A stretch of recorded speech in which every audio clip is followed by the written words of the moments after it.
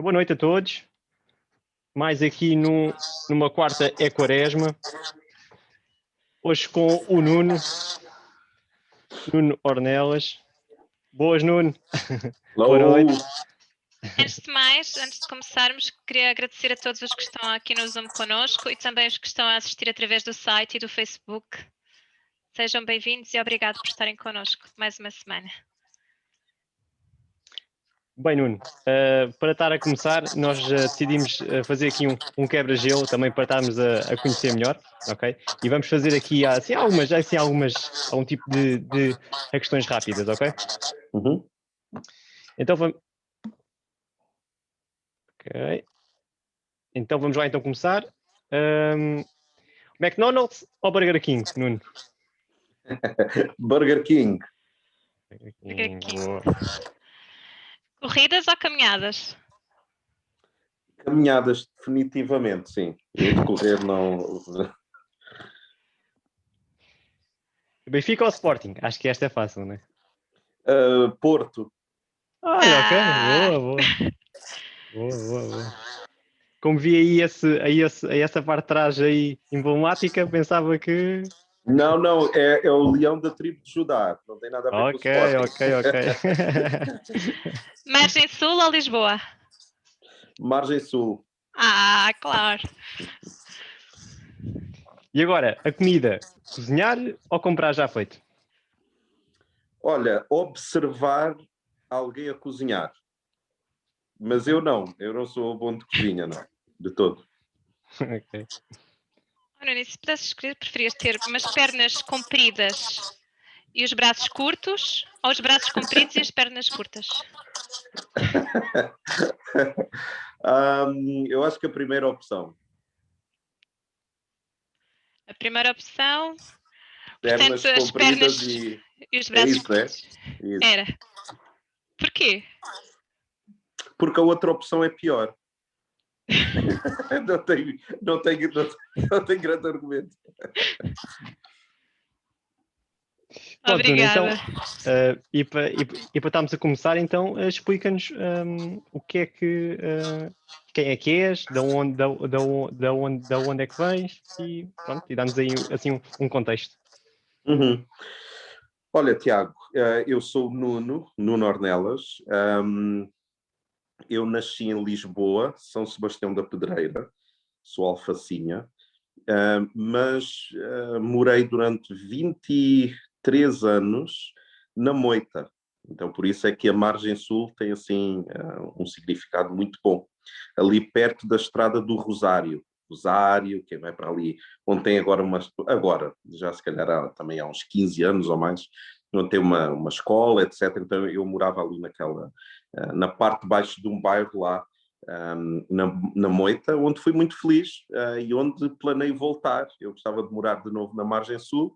Entretanto, já morei em Alcochete, Mem Martins, na Costa da Caparica, Carnaxide. Então já fui meio nómada por causa da questão das igrejas, abrir igrejas e estar a pastorear. Há sempre uma deslocação geográfica. Eu sirvo a Deus há cerca de 20 anos. Então, desde os meus 20 anos que eu sirvo a Deus, nunca tive a oportunidade de fazer muito mais além disso do que estar com a palavra de Deus, a meditar e a poder ajudar outros a compreender a palavra de Deus também desde os meus 20 anos. Sou casado com a Marta Ornelas, que é professora de Matemática e Ciências. Nós temos 2 filhos. O mais novo chama-se Ben, B-E-N, que é um nome hebraico que quer dizer filho, não é? Então é o meu filho, Ben, e temos a Maria. Então é a Marta, a Maria, e eu seria o Lázaro em toda esta história, mas pela graça de Deus sou o Nuno. E acho que é isso. Tive a oportunidade de estudar no seminário das Assembleias de Deus de Portugal. Estudei literatura inglesa na Faculdade de Letras de Lisboa. Então toda a gente que é da Faculdade de Letras é assim meio peculiar, não é? Eu lembro-me de entrar na faculdade e eu pensar assim, será que eu sou como estas pessoas? Porque estas pessoas são extremamente alternativas. Ou será que eu quero me convencer que sou mais normal do que aquilo que sou? Então estive na Faculdade de Letras, num curso interessante, não é? Literatura inglesa. Depois estive na Lusófona, na faculdade, a tirar Psicologia. E sou pastor da Comunidade Cristã de Lisboa. Nós agora somos 6 igrejas, se não estou em erro. Nós queremos plantar mais igrejas, iniciar mais igrejas, e tem sido uma aventura servir a Deus com muitos altos e baixos, mas não trocava aquilo que faço por outra profissão qualquer, podemos dizer assim. Eu acho que eu fui abençoado o suficiente pela graça de Deus, de transformar a minha vocação numa profissão.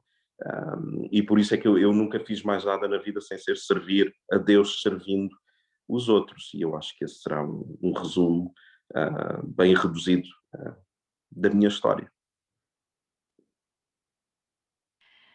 Nuno, ia perguntar-te, eu li algures que tu converteste aos 18 anos, não sei se é verdade. Como é que sentiste esta voz de Deus? Como é Olha, que escutaste a voz de Deus? olha, Ana, eu para mim, e com certeza que alguns daqueles que estão a ouvir e a ver vão se identificar, eu tinha um passado de muito de respeito com a entidade que eu percebia que era Deus, não é? Então eu podia ter uma vida extremamente mundana, vamos dizer desta forma, normal, mas sempre que eu passava, por exemplo, pelas portas da igreja e na moita, eu tinha que passar sempre pela igreja católica que lá existe, sempre a ir para casa. Então, por exemplo, se eu tivesse um linguajar mais de dizer algumas asneiras, seja o que for, quando eu passava à porta da igreja, se eu ou alguns dos meus amigos estivéssemos a ter essa linguagem, eu sempre dizia, olha, cuidado aí, nós estamos a passar aqui na casa de Deus. Então havia sempre esta reverência, não é? Este encantamento com a divindade, vamos dizer desta forma. Entretanto, alguns amigos meus, eu percebi que eles iam a uma igreja protestante, uma igreja evangélica, e eu comecei a ir, com muita estranheza, porque não é... O nosso país ainda olha com alguma estranheza o protestante, vamos dizer assim, o evangélico. E eu não fui exceção também, porque, por exemplo, nos Estados Unidos, a cultura predominante não será uma cultura católica, mas sim protestante.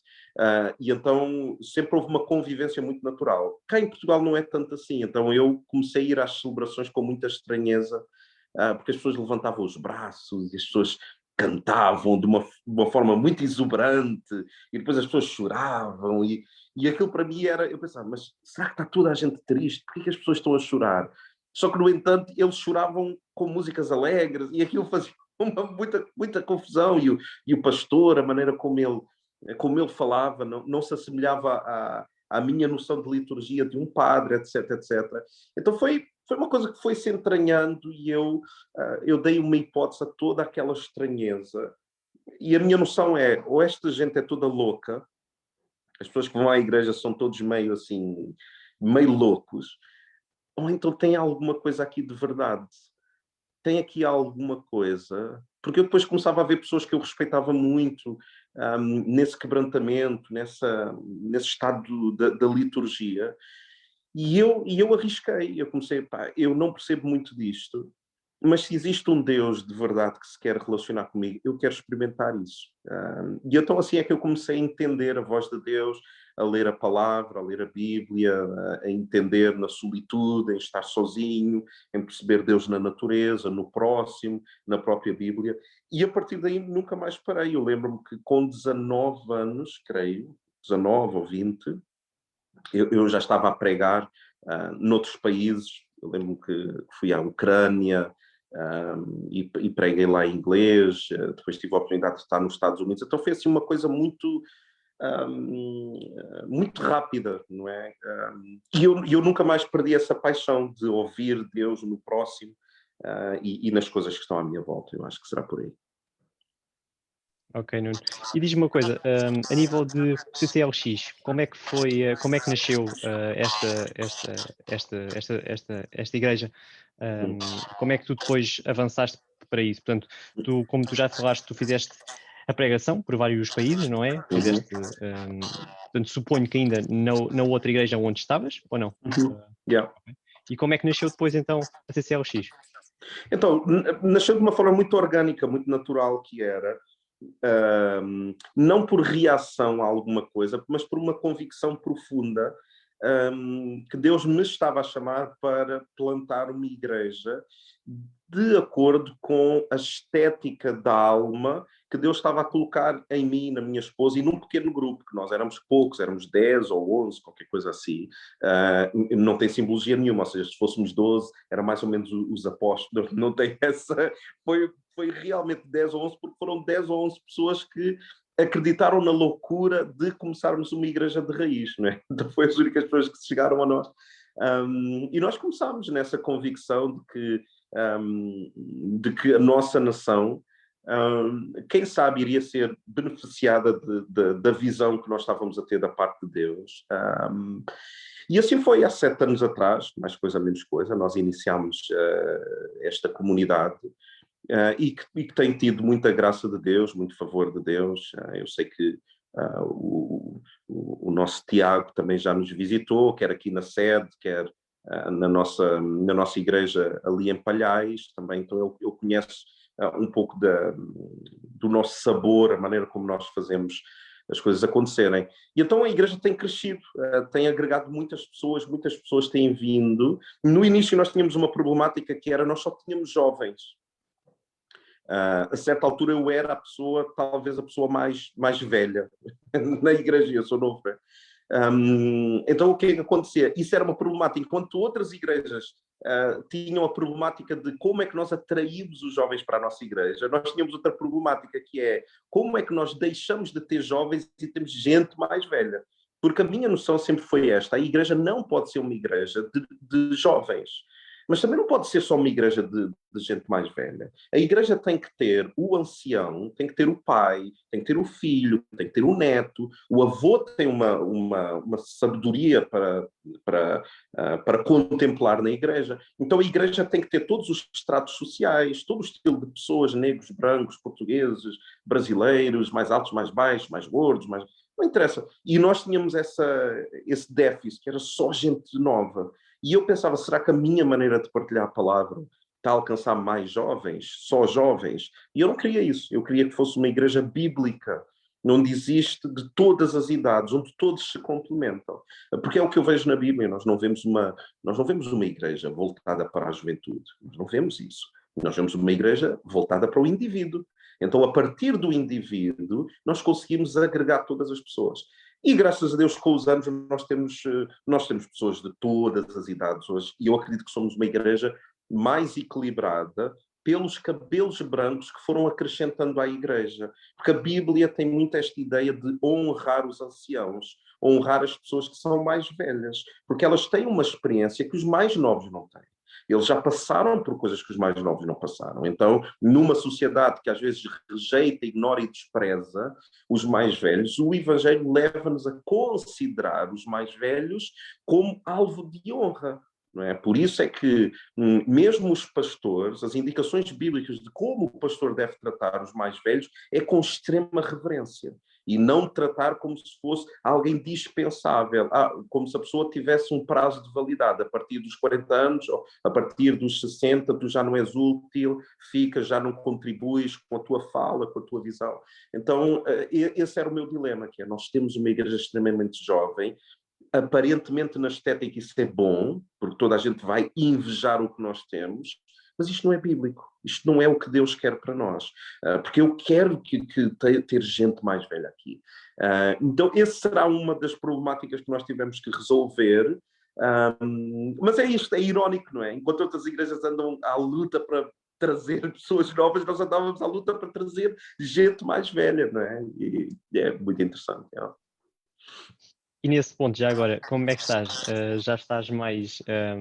já consideras uma igreja já mediana, vá? Ou não? Sim. Ou ainda... Sim, sem dúvida. Nós temos pessoas, nós temos muitos avós, nós temos casais mais velhos, em que os filhos já estão casados e eles têm a vida deles, temos tudo. Olha, temos malta divorciada, nós temos gente desempregada, nós temos gente com muita condição financeira e gente com pouca condição financeira, nós temos imigrantes de outros países, sei lá, imaginem, da África do Sul, de Angola, do Brasil, temos gente extremamente orgulhosa de ser portuguesa, como é o meu caso. Eu, por exemplo, na última celebração, eu disse: ouçam, vocês não fazem ideia o quanto é que eu amo ser português.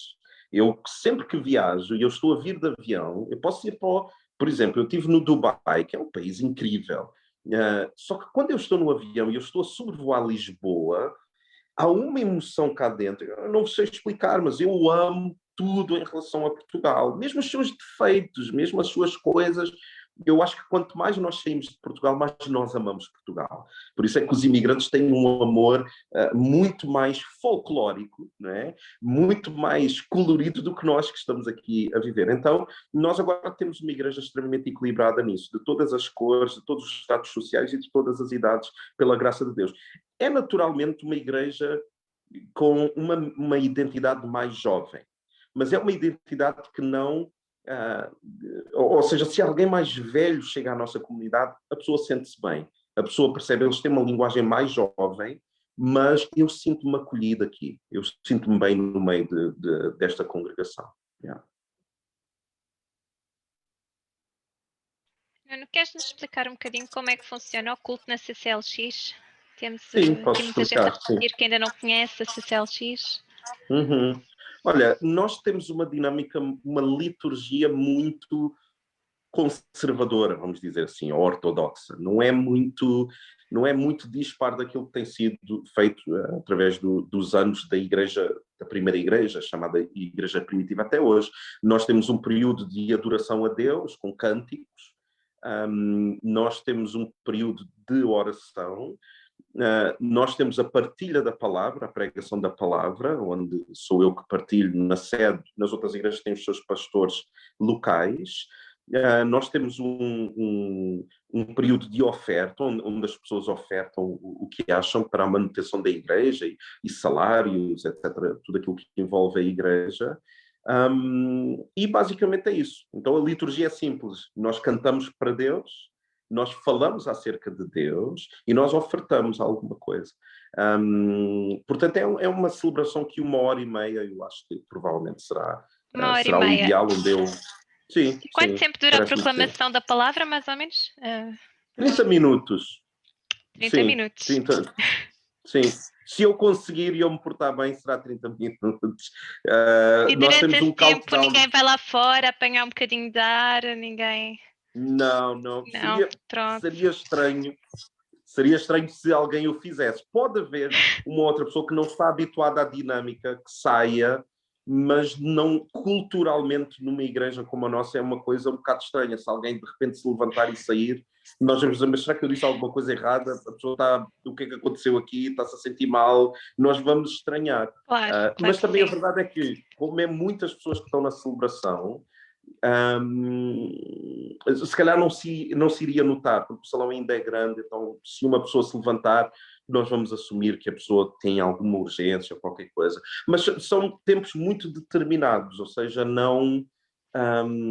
as pessoas vão com muito gozo, com muito prazer, com muita fome de Deus, não é? Porque durante a semana há um desgaste, mesmo espiritual, não é? Que a pessoa sofre, que a pessoa tem todas as vicissitudes da vida, e ali há um recarregar de baterias, não é? É um voltar ao quartel. Eu hoje estava a falar com alguém e a pessoa... E eu utilizei esta frase, eu disse: na CCLX não há civis. Nós fazemos todos parte de um exército. Temos funções diferentes, mas não há civis. Não há nenhum cristão não praticante.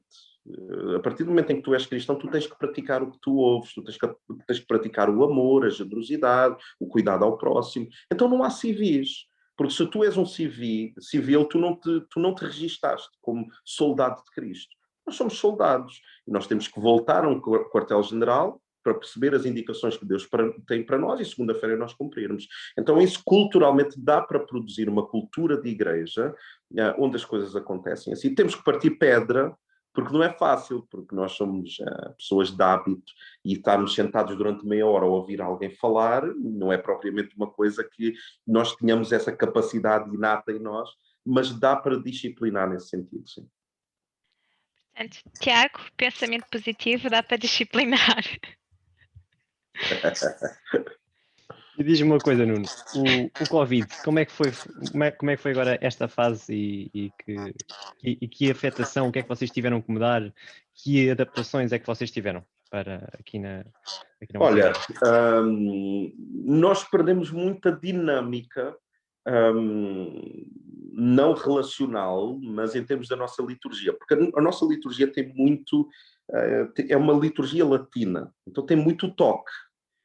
E o português gosta do abraço, gosta do beijinho, gosta de estar junto, não é? Então, isso houve uma quebra, e é bíblico, não é apenas uma coisa cultural, não é? A Bíblia diz para nós impormos as mãos uns sobre os outros. Então, quando eu, por exemplo, como pastor, estou a orar por alguém, eu sigo o que a Bíblia diz, e a Bíblia diz para eu impor as minhas mãos sobre a pessoa.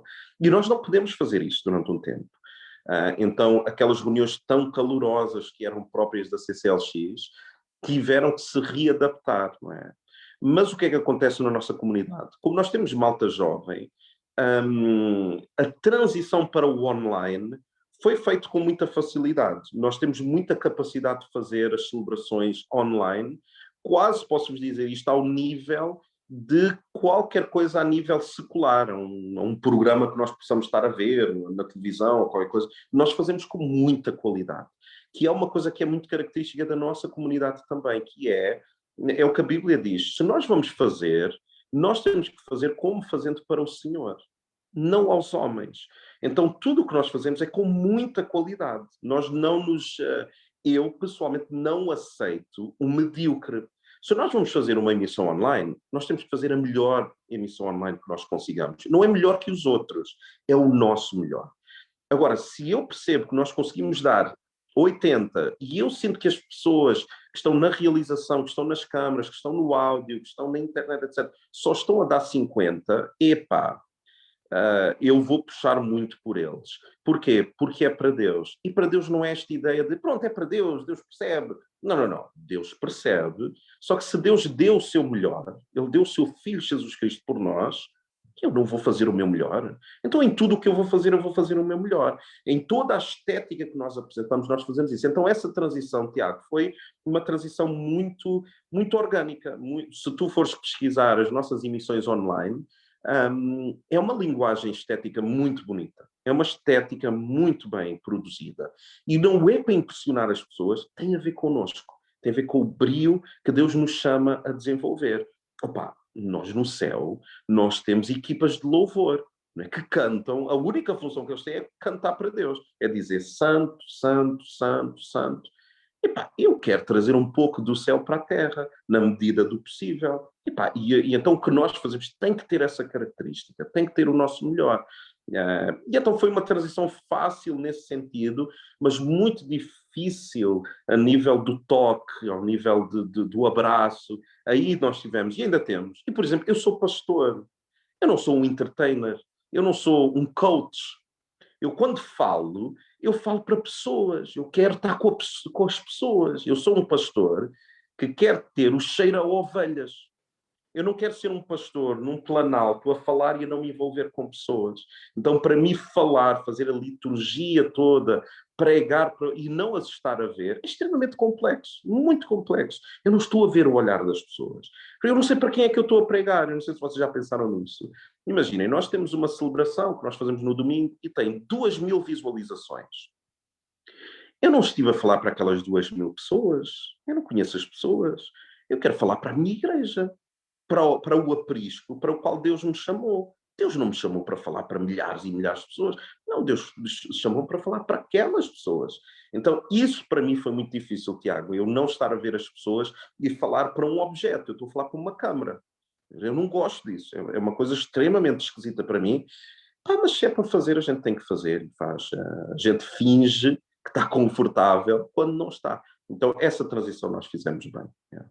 E diz uma coisa, Nuno. Então, mas pelo que eu estou a perceber, foi tipo YouTube. Então, foi Sim, sim, uma coisa fazíamos a programada. emissão, nós temos um canal no YouTube, fazíamos emissão via YouTube, fazíamos através do Instagram também enviar para o YouTube, e depois tínhamos uma equipa de realização, tínhamos uma equipa que faz a celebração in loco, temos os músicos, e é isso, Tiago, se tu experimentares, ires ao YouTube, escreves lá CCLX online e tu vês como é que são as nossas celebrações e são, eu acredito que glorificam muito a Deus, a qualidade que é apresentada. Nuno, o que é que achas que Deus nos pede atualmente? O que é que Deus pede atualmente à Igreja? E mais concretamente às igrejas em Portugal? E, pá, essa pergunta é muito boa. O que é que Deus pede? O que é que Deus espera? Olha, eu acho que Deus espera que nós preguemos o Evangelho de forma corajosa, sem ter problemas com o que os outros vão pensar de nós. Eu acho que sim. A Bíblia tem uma frase interessante que diz que nós somos como cartas vivas. É muito interessante esta expressão, não é? Que é como se eu fosse uma carta de Deus para a humanidade. Eu sou uma carta que alguém vai ler. Então a pessoa precisa ver o Evangelho em mim. Então quando eu digo pregar o Evangelho, não é apenas a partir de um púlpito ou de um altar. Não, é eu pregar o Evangelho com as minhas posturas, com a minha disponibilidade de ser generoso, etc. Então eu acho que Deus tem esta expectativa de uma igreja corajosa, que não negocia valores em prol de ser bem visto pela sociedade. Porque existe esta ideia de que o cristão é alguém extremamente obsoleto, extremamente retrógrado, não é? O que tu ainda acreditas em Deus hoje em dia? E as pessoas como que se encolhem na sua convicção. Eu acho que o que Deus quer é que nós sejamos corajosos na nossa fé e que não tenhamos vergonha, porque a Bíblia diz, se tu te envergonhares de mim, diz o Senhor, perante os homens, se tu te envergonhares, basicamente, eu vou me envergonhar de ti perante o Pai. Então, eu acho que as pessoas podem ser mais corajosas. Numa época onde tudo é subjetivo e tudo é relativo, nós temos as nossas convicções bem fundamentadas na palavra de Deus. Eu acho que é isso que Deus espera da igreja, não apenas dos líderes, mas de todos aqueles que se denominam como cristãos. Devem ser mais corajosos na partilha da sua fé e não serem crentes cristãos tipo tropas especiais. Eu não sei se me faço entender, que é a pessoa tem tanta vergonha que parece que anda escondida. E depois de repente é que aparece, não, eu também sou cristão, eu também acredito em... Tu és cristão? Epá, então eu conheço-te há anos. Ele diz, não, eu sou tipo as tropas especiais, eu ando aqui camuflado. Então Deus não nos chama para nós andarmos camuflados. A Bíblia diz que nós somos a luz do mundo. Diz que nós somos o sal da terra. Então é para salgar. Nós temos motivo para a nossa existência. E o motivo da nossa existência é trazer outros à compreensão de que existe um Deus que se quer relacionar com eles e que se fez visível através do nosso Senhor Jesus Cristo. E com ele reconciliou o mundo com ele. Então, quem são os grandes intermediários de Deus à humanidade? Todos os cristãos. Eu, a partir do momento em que eu entrego a minha vida a Deus, eu torno-me uma carta que alguém vai ler. Convém que seja uma carta bonita. Convém que seja um poema da parte de Deus bonito, que vale a pena. A gente chega ao final da nossa vida e nós pensamos assim, pá, valeu a pena. Eu, quando fui lido, eu fui uma boa sinfonia. Houve uma cadência em mim que atraiu outros à presença de Deus. Porque sem essa cadência, Ana, a igreja torna-se decadente.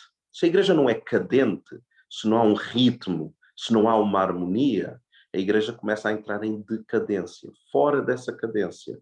Qual é a cadência do Evangelho? É o amor ao próximo. É um não ter vergonha de assumir que Cristo é o único caminho para o céu, que existe o céu e que existe o inferno e que Deus está-nos a dar a escolha. E o que nós oramos, a nossa oração e as nossas preces, é que a pessoa entenda isso, através de nós, se assim for. Parece-me ser isso. Oh, Nuno, e diz-me aqui uma coisa. A igreja evangélica é muito, tem muito como base a palavra. Uhum.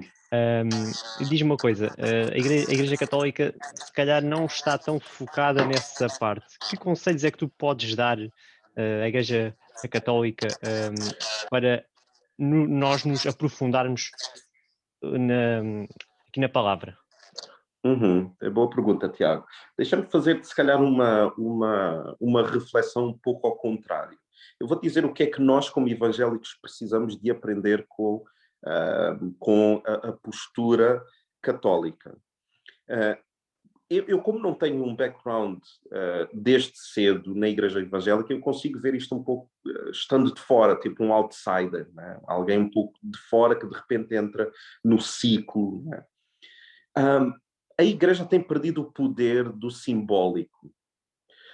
Há uma coisa que ninguém nega, é que, por exemplo, quando alguém entra numa igreja católica, se for uma igreja católica com uma certa dimensão, há um sentimento de reverência que nos invade. Né?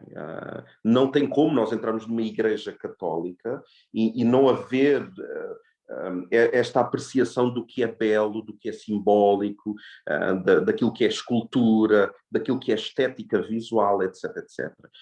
Parece-me que os protestantes perderam um pouco a capacidade do simbólico, a capacidade do subjetivo, mesmo dentro do abstrato. Eu não quero estar a filosofar muito, mas eu acho que vocês estão a acompanhar o que eu estou a dizer.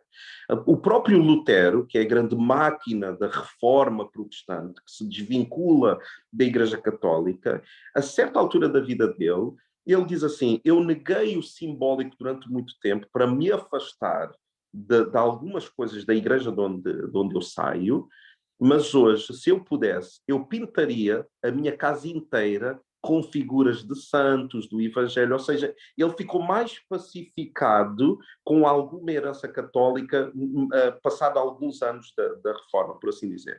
Então eu acho que nós temos que recuperar ou resgatar o poder do simbolismo. Por exemplo, as vestes do sacerdote. Toda a questão por volta da Santa Ceia. Então são tudo simbolismos que eu acho que se devem manter e devem ser resgatados pela Igreja evangélica, aprendendo com a Igreja Católica. Agora, sim, eu acho que há uma centralidade da palavra de Deus na Igreja Protestante que deve ser assim também nos púlpitos ou nos altares da Igreja Católica. Eu creio que sim. Agora, o conselho, de novo, é o conselho que eu dei em resposta àquilo que a Ana disse, é preguem de forma corajosa. Opa, não estejam nem aí para a estética. Não pensem assim, agora vou utilizar exemplos modernos, vou fazer ilustrações com histórias para atrair as pessoas a palavra de Deus não precisa de aditivo nenhum.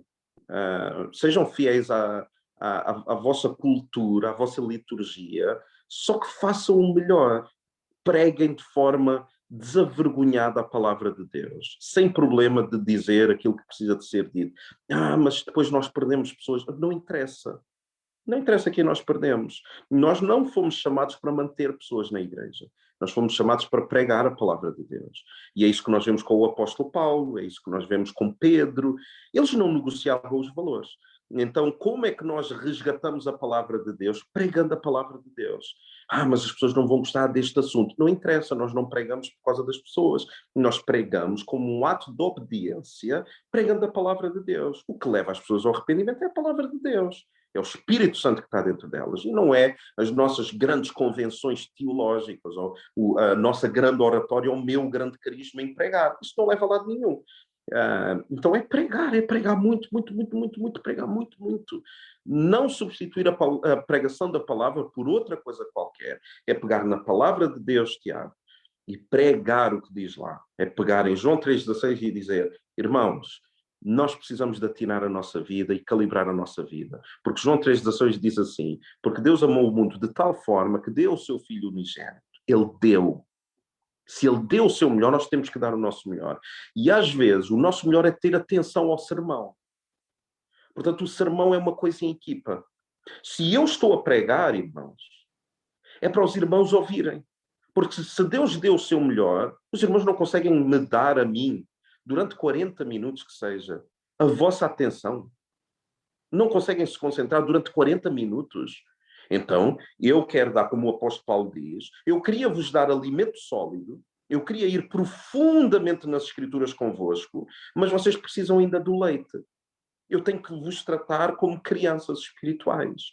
Mas isto é o que a palavra diz. Isto não é o que o pastor Nuno Ornelas está a dizer. A palavra diz isso. Paulo ressente-se ao dizer: eu gostava de ir até às profundezas da palavra de Deus convosco, mas vocês precisam de leitinho.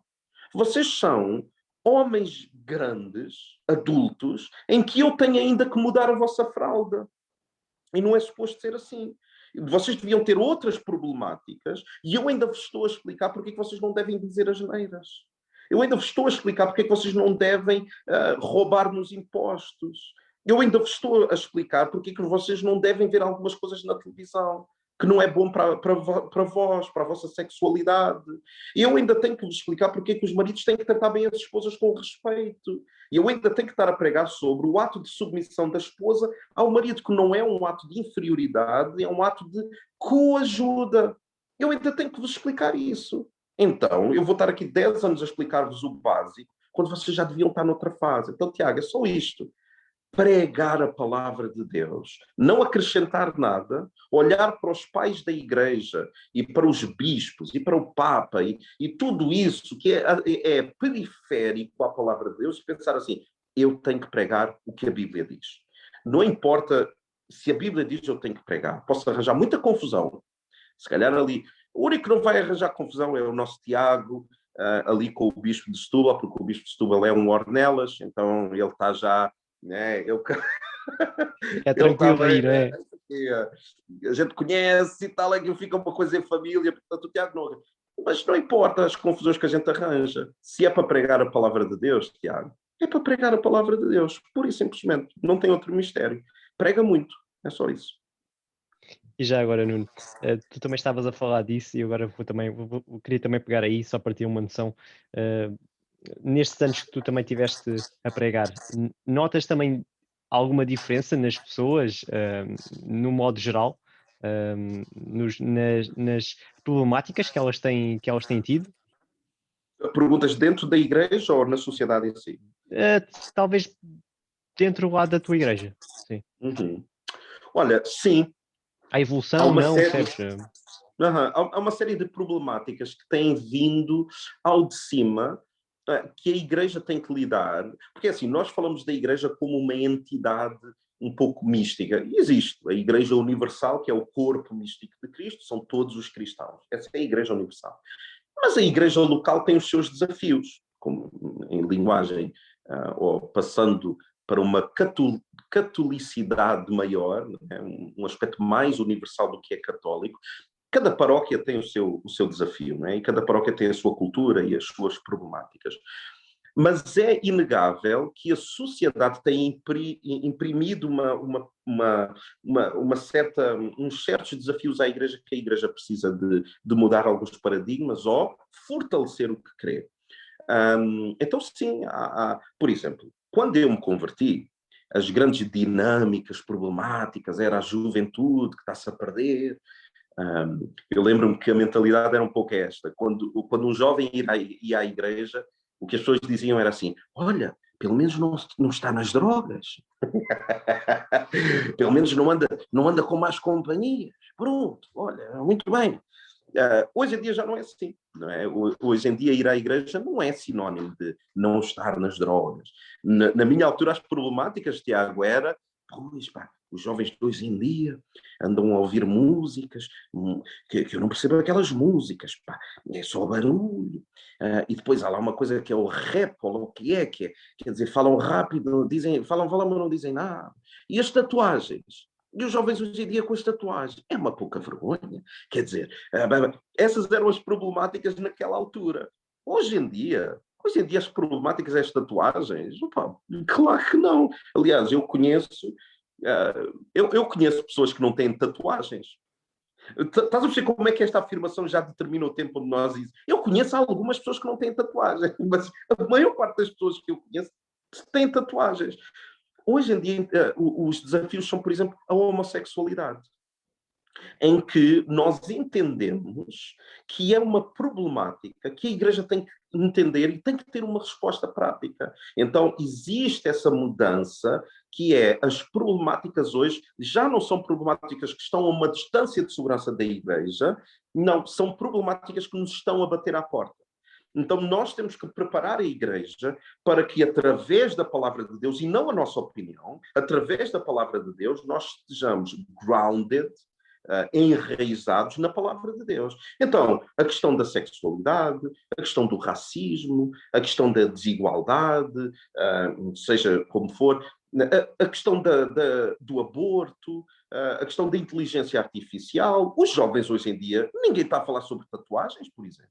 As pessoas estão a falar com os compêndios do que é inteligência artificial. As pessoas estão a falar de política. Nós hoje vemos pessoas com 18 anos, com posturas políticas, com uma ideologia política e que se fazem representar na sociedade através dessa ideologia política. Então, a Igreja tem que apresentar a solução, que é Cristo e a sua palavra, mas de uma forma corajosa. Só que tem que saber do que é que está a falar. Nem toda a solução é dizer assim, sexo antes do casamento é pecado porque Deus assim o diz.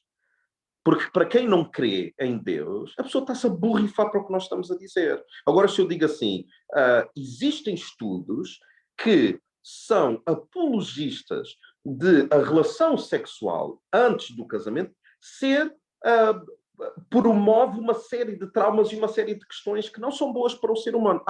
Então eu estou a trazer o princípio bíblico e a introduzir um aspecto sociológico. E eu acho que o grande desafio, Tiago, é a Igreja e os membros da própria Igreja, de novo, não é uma Igreja uma coisa mística, não, os membros da própria Igreja saberem responder às problemáticas do dia-a-dia. E parece-me que a Igreja está a ficar mais preparada. A partir dos jovens, e uma geração que hoje tem 40 anos, já pensa de maneira diferente e não se nega ao diálogo. Então, a grande diferença que eu vejo nas igrejas é fomentada pela sociedade, que é nós estamos mais abertos ao diálogo e aprendermos coisas que nós ainda não percebemos totalmente, mas nós não podemos fugir da nossa regra de fé, que é a palavra de Deus. Independentemente para onde a sociedade nos quiser levar, nós estamos presos, ancorados, de uma forma voluntária, ao que a palavra de Deus diz. E nós não podemos levantar a âncora a partir da palavra de Deus para acomodar ideologias socioeconómicas ou culturais. A Igreja e a palavra de Deus é supracultural, está acima da cultura, não é? É supratemporal, não importa em qual é o tempo que a palavra de Deus está a ser ministrada, a palavra de Deus tem primazia. Ela é que manda, porque a voz de Deus é a palavra de Deus. Nuno, queria colocar uma última questão. Que conselhos dás às igrejas que estão mais mortas para que possam rejuvenescer?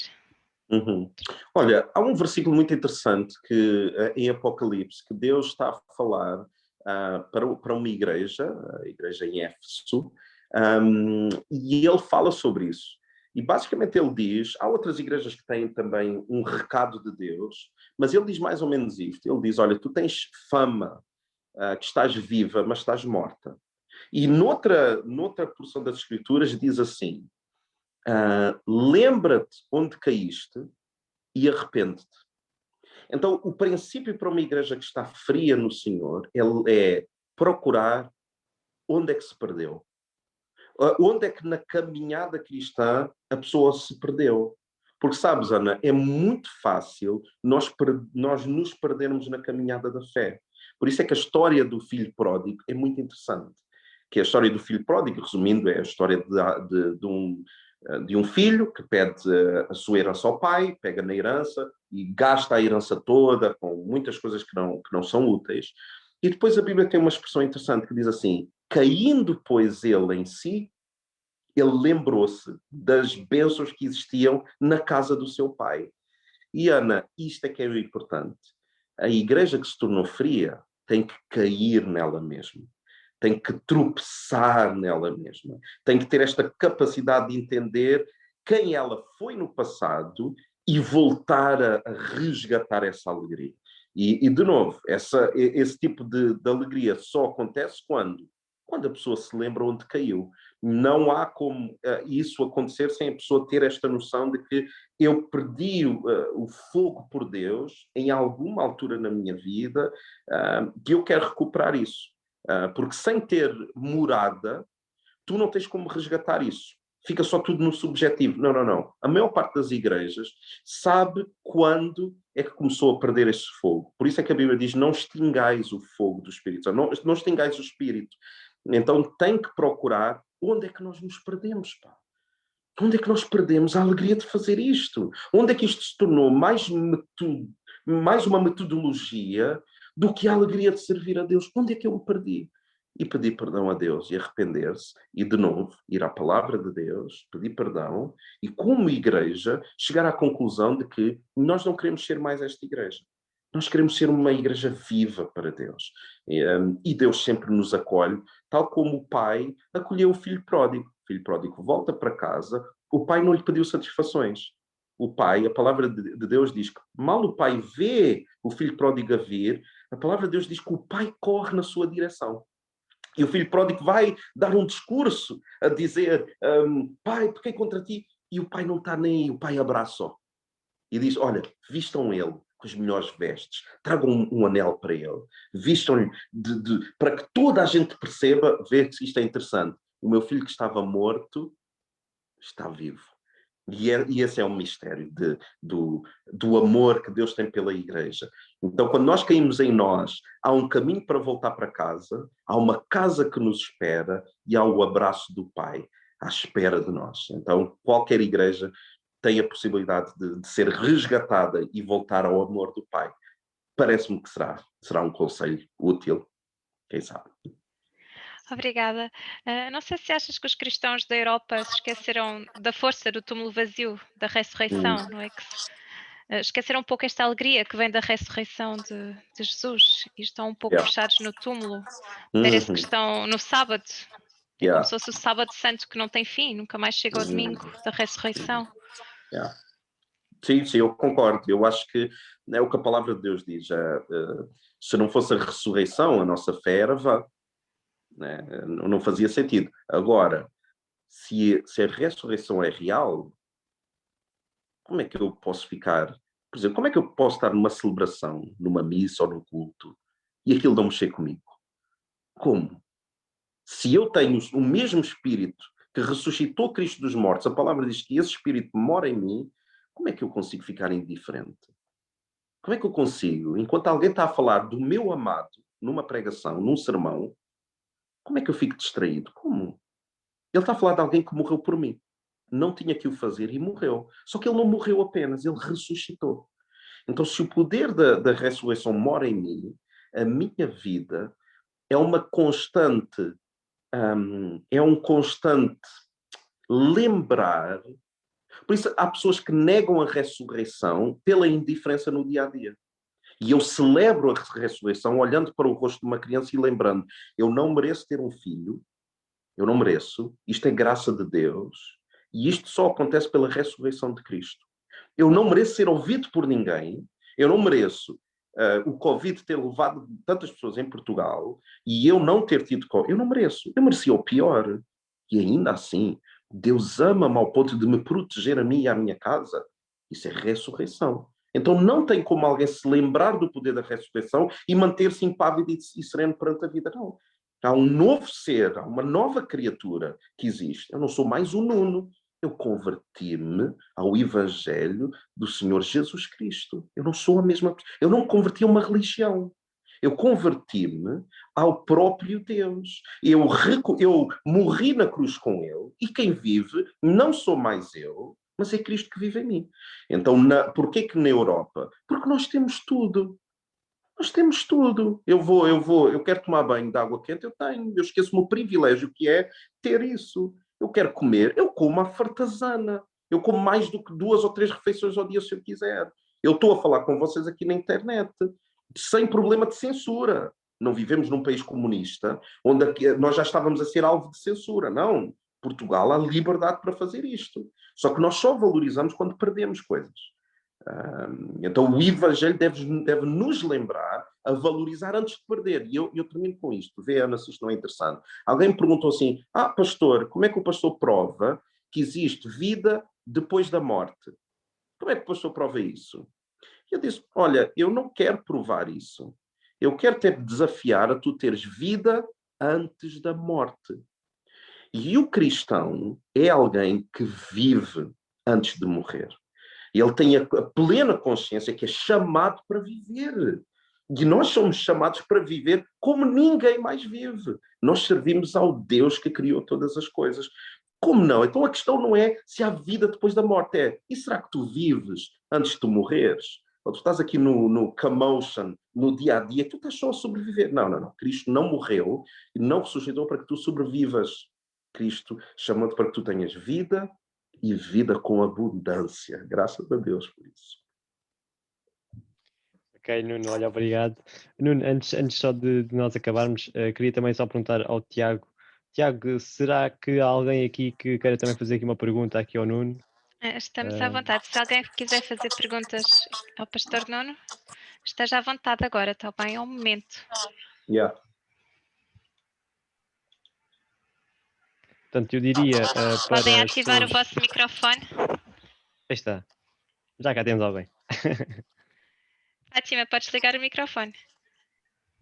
Calma, que eu não sou assim tão grave nesta coisa do microfone. É sempre aqui à luta com o microfone. Boa noite. Bem-vindo. Em primeiro lugar, eu queria fazer uma pergunta que é o que é a sigla CCLX? Que sempre ouvi desde o início. Não sei se alguém disse primeiro, mas eu não ouvi. Não. É uma boa pergunta, Fátima. Então, CCLX é Comunidade Cristã CC de Lisboa. Por que o LX? Porque o diminutivo de Lisboa em latim é LX. E era alguma coisa que soava bem. Soa melhor CCLX do que só CCL. Então, foi apenas um capricho estético na fonética, no dizer. Mas nós somos comunidade cristã. O nome é só Comunidade Cristã, e depois temos em Lisboa, temos na Margem Sul, etc. Mas é uma boa pergunta, muito obrigado. Então, está perdoado, uma vez que eu também sou alcunha. Muito bem. Já que sou no passado sobre isto. Muito bem. Outra, queria duas perguntas, ou melhor, três. Quando diz que, o que é que quer dizer quando diz que se converteu? O que pensa e como é que fala para os seus, posso dizer paroquianos, não sei se é o termo, acerca do aborto e da eutanásia? Ok, muito bem, obrigado pela pergunta. Quando eu me refiro à conversão, é o que a palavra determina de confessar Jesus Cristo como meu Senhor. Eu era o Senhor da minha vida. Não é? Eu não comungava com Deus, eu não falava com Deus, eu não tinha noção de Deus nem de Jesus Cristo. Não é? Então, houve uma altura na minha vida que eu confessei Cristo como meu Salvador, como meu único Senhor, e a partir daí é o que a Bíblia designa como uma conversão. Não é? É eu reconhecer o Senhor Jesus Cristo como meu Senhor. Não é? E a partir daí ter um compromisso de vida para viver os seus estatutos e os seus mandamentos, no qual está incluído, por exemplo, o mandamento do batismo. Não é? Então eu reconheci o Senhor Jesus Cristo como Senhor da minha vida, eu dediquei a minha vida totalmente a Ele, e um dos mandamentos é ser batizado. Então eu fui também batizado, porque é o que a palavra de Deus diz: crede e sede batizados e sereis salvos. Então essa foi a minha experiência. Sobre a questão do aborto e da eutanásia, eu temo que o tempo não me irá permitir expandir muito a resposta. Mas, de novo, nós devemos entender não o nosso parecer ou as nossas opiniões, mas o que a palavra de Deus diz. A palavra de Deus considera que a gravidez é alguma coisa sagrada. Não é? E mesmo quando o menino ou a menina está a ser gerada, aquele corpo não pertence à sua mãe. Aquele é um corpo autónomo. Por isso é que há uma dependência entre o que está formado na barriga da mulher e a mulher, mas a mulher não detém a autoridade de propriedade sobre aquele ser. Aquele ser é um ser que Deus permitiu que existisse. Então não deve caber ao homem dar um término nessa vida. Agora, dentro isto é o que é bíblico, não é? Por isso é que nós vemos quando Maria vai ter com a sua prima, Isabel, sim, que é mãe de João Batista. É muito interessante o que acontece, que ainda está dentro da barriga de Maria, o Nosso Senhor, e o próprio João Batista, que também está dentro da barriga da sua mãe, se alegra. Ou seja, existe consciência dentro da barriga. Então, nós temos que considerar isso como um aspecto bíblico. Agora, há pessoas que consideram, por exemplo, quando há má formação no feto, ou quando há risco de vida para a mãe, que consideram que não será antibíblico considerar a questão do aborto. Eu não vou pronunciar porque eu acho que isso são assuntos, são exceções, e não vale a pena nós discutirmos as exceções, mas sim a regra. Então, biblicamente, a Bíblia não é favorável ao aborto. Em relação à eutanásia, é um assunto ainda mais complexo. Mas parece-me que a Bíblia também não dá espaço para isso existir dessa forma. Parece-me a mim, é a minha leitura, mas estou disponível para ouvir outras leituras e outras interpretações, mas não me parece que seja o que a Bíblia defende. Mas eu não tenho nenhum sentido objetivo de dizer que não, é a minha interpretação. Só que são assuntos extremamente complexos, né? Nós teríamos que passar, se calhar fazer uma live só sobre isso e ter muito mais documentação, não é? em termos disso, e eu acho que seria extremamente interessante. Muito obrigado, Fátima, pelas suas perguntas. Até porque, Nuno, é um tema que está muito aí na berra agora, não é? Yeah. Yeah. Tiago, mais alguém que saibas que queira, ou alguém que possa pôr o dedo no ar, se quiser? Também tem aí nas reações a mãozinha, tipo isto, ou coisa do género. Estejam à vontade para fazer as perguntas que quiserem, está bem?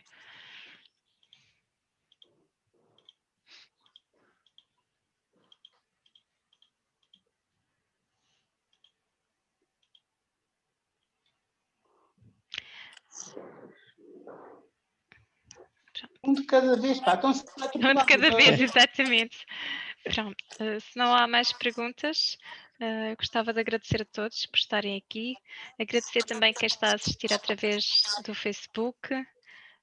Temos tido muitos comentários, sei que estão a gostar muito desta partilha do pastor. Muito obrigada por estarem aqui. Para terminarmos, gostava de pedir, Nuno, se podias fazer uma pequena oração. Sim, sim, claro, Sim. com muito gosto. Sim, vamos fechar os nossos olhos, está bem? Senhor Deus, obrigado pela tua presença, a tua presença que é gloriosa, este poder da ressurreição que nós tivemos aqui a conversar. É isso que faz a nossa fé andar para a frente, é isso que traz sentido à nossa fé. Nós não seguimos a um Deus filosófico, a um Deus místico apenas, nós seguimos a alguém que encarnou. E esse é o mistério da encarnação, é que tu vieste resolver um problema que não era teu e que tu resolveste contigo mesmo, através do nosso Senhor Jesus Cristo. Senhor, obrigado porque Ele morreu, Ele viveu uma vida imaculada, Ele morreu, mas Ele venceu a morte, não apenas ressuscitando, mas vencendo o poder do pecado e as consequências eternas do pecado em cada um de nós, Senhor. Que cada um de nós que está aqui a ouvir seja tocado por Ti, Senhor, entenda o poder da ressurreição e que, vez após vez, faça esta renovação de votos espirituais em compromisso para contigo, para com a tua palavra também, Senhor, e que nós possamos ser abençoados, mesmo o resto do dia hoje, dando valor às coisas simples, entendendo que todas as coisas contribuem para o bem daqueles que te amam e são chamados segundo o teu propósito. Nós honramos a tua presença no nome de Jesus. Amém. Muito obrigado. Amém. Obrigado, Nuno. Muito obrigada, Nuno. Foi um gosto prazer. falar contigo. Deus abençoe vocês.